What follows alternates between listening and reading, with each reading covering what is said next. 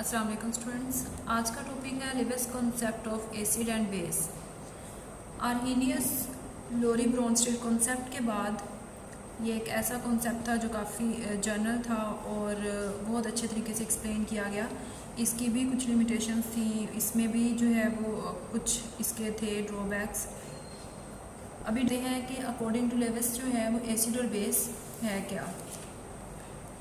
लिवेस ने 1923 में एक कॉन्सेप्ट प्रेजेंट किया जिसके अकॉर्डिंग एसिड ऐसे सब्सटेंस को कहा जाता है which can accept a pair of electron.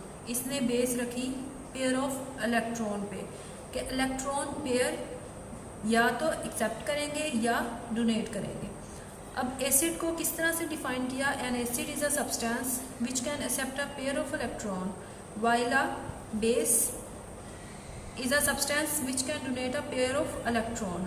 तो जो पेयर ऑफ इलेक्ट्रॉन को एक्सेप्ट करे वो है एसिड, और जो पेयर ऑफ इलेक्ट्रॉन को डोनेट करे वो क्या है आपके पास? बेस।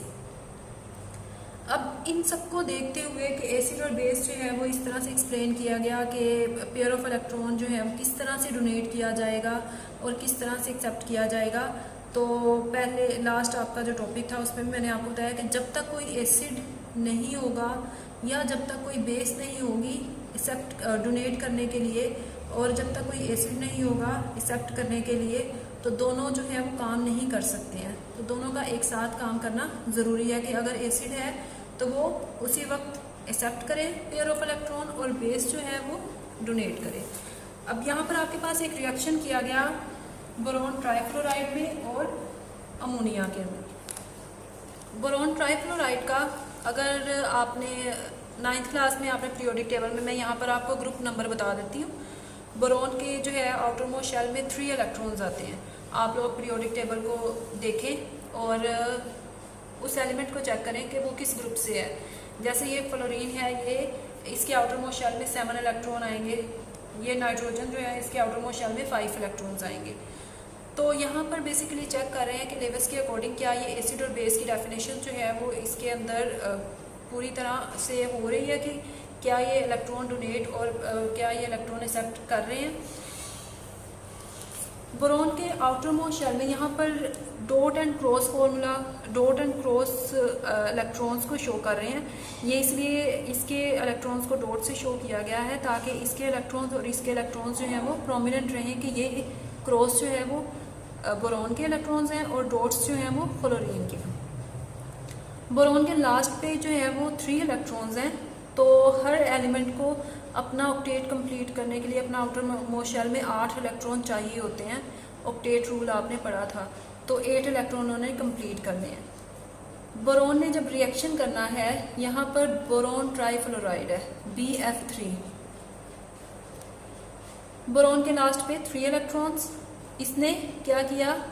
हर एक अपने इलेक्ट्रॉन का फ्लोरीन के साथ बॉन्ड बना लिया है। तो ये यहाँ पर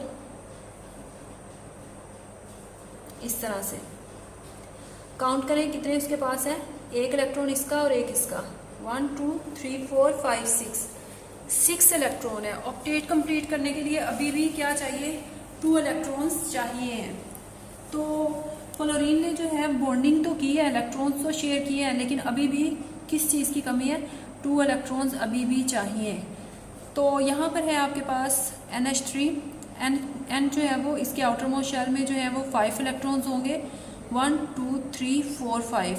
ये बॉन्डिंग में पार्टिसिपेट नहीं कर रहे हैं, इसे कहा जाता है लोन पेयर। जो बॉन्डिंग में पार्टिसिपेट ना करे उसे लोन पेयर कहा जाता है, और जो बॉन्डिंग में पार्टिसिपेट करे उसे बॉन्डिंग इलेक्ट्रॉन्स कहा जाता है।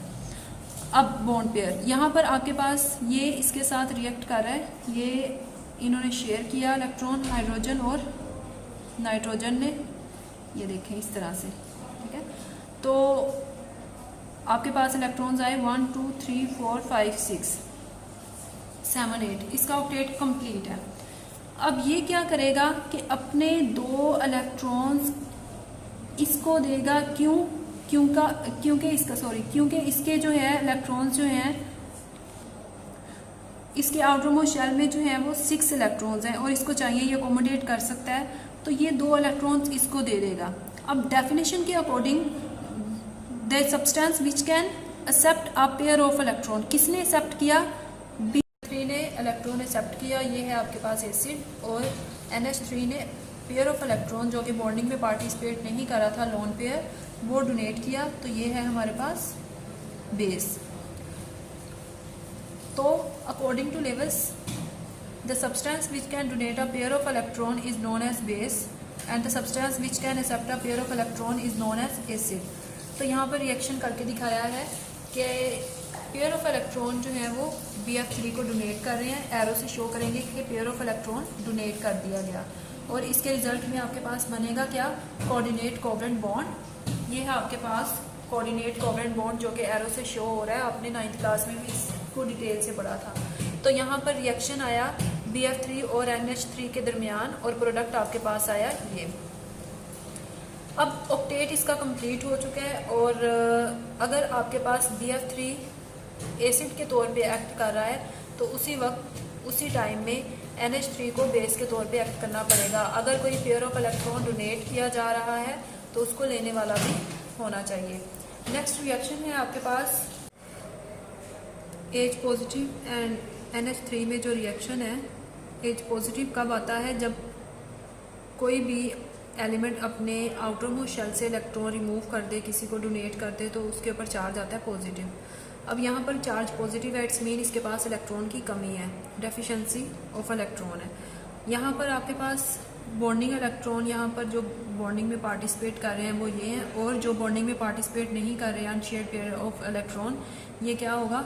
ये डोनेट करेगा। अब जो एक्सेप्ट कर रहा है उसे क्या कहते हैं?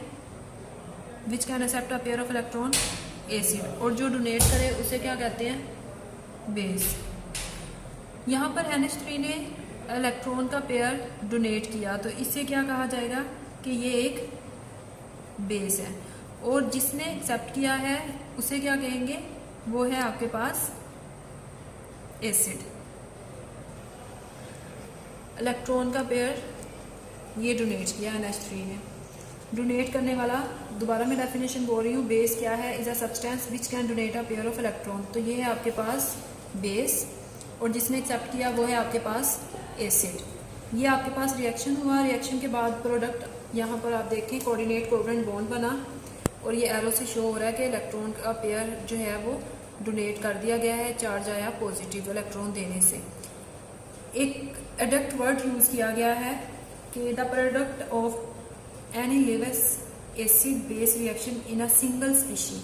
एसिड और बेस के रिएक्शन करने पे आपके पास एक सिंगल स्पीशी बनी, उसे कहा जाता है adduct. Acid are electron pair acceptor while bases are electron pair donors.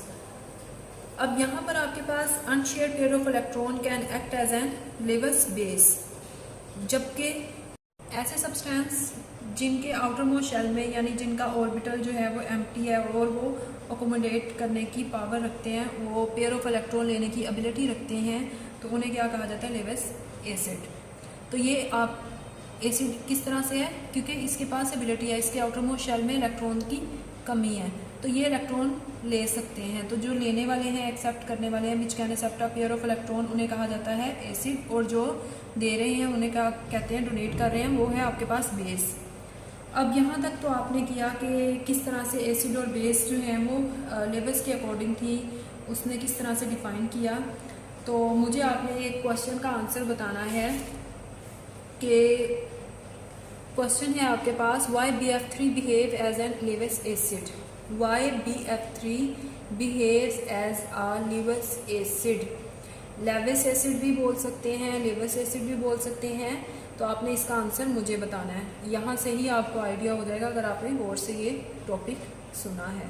Thank you so much for watching.